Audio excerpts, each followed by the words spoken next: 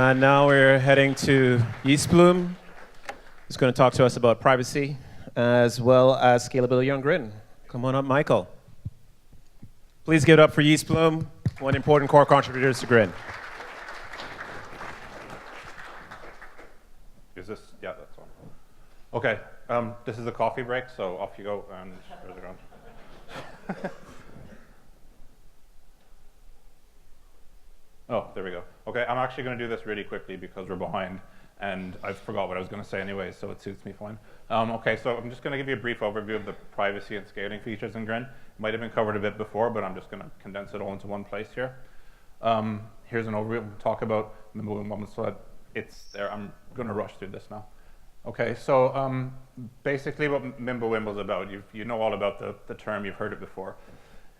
In my opinion, it's it's something that builds on top of a lot of things that happened before. So we had the confidential transactions paper, which gave us the concept of using Peterson commits and range proofs to hide amounts. Mimblewimble is essentially one insight on top of that, which is you're just adding, in the original CT paper had kind of a sample transaction in it, adding inputs and outputs. But the Mimblewimble insight was you can actually use this to prove ownership with the excess value at the end there. So that's the key kind of tenet of Mimblewimble. Now I'm going to very, very quickly now dissect an entire Grin block, which I think demonstrates the privacy features better than anything.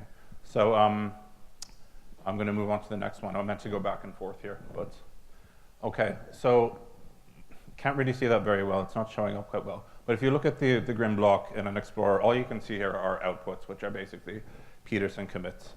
They're basically indistinguishable from random data. So down here you'd have the inputs, which are just outputs, basically it's outputs all the way down here.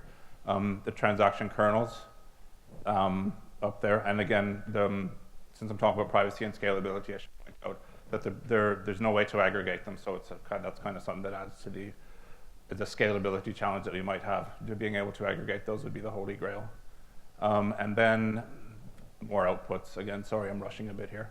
So our main privacy features are there's no visible amounts anywhere on the blockchain.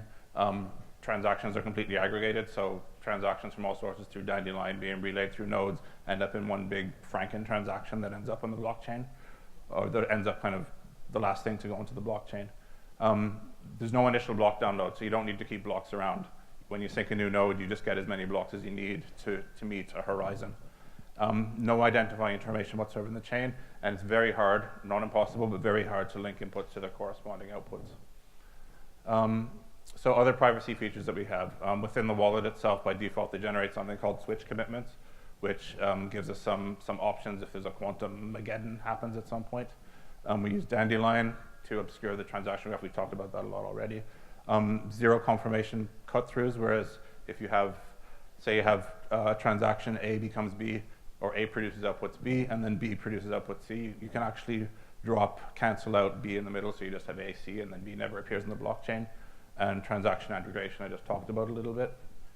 And then the main challenge that we have in this, probably the biggest criticism that we get, is that it is possible to reconstruct the transaction graph. Not easy, but it still is possible to do. If particularly you have additional monitoring, you have someone sending tainted outputs through there.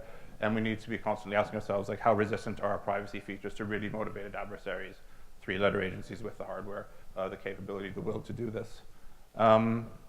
So quickly on scalability. This is our UTXO set, and you see what's happening here is every once in a while you get a big drop in it. What's actually happening here? Outputs are being removed from the UTXO set because once they're used up, they're gone. They're no longer needed for validation, which is all in the kernel. So all that can be dropped. The block data can be dropped. This allows us to do fast sync, which means the time to sync a node, kind of dependent on download speed, should stay more or less constant, no matter how large the blockchain gets. And then cut through, which again is theoretical, a scaling feature, but how often will it get used in practice, we don't know. And then our other scalability challenges, range proof size. It's much better than it was when we first started with bulletproofs, but not perfect, obviously. And especially because we can't actually aggregate them, so we can't actually use a lot of the cool stuff you get in bulletproofs. Kernels immutable, you can't aggregate them as we are. Again, we'll probably hear some more about ways we could potentially address that. And then there's a lot of pending technology, a lot of promising stuff out there, but it's all theoretical, and sometimes it's great theoretically, but when you try and apply it, there's other issues. And that's it. I'll leave it right there for now. Okay.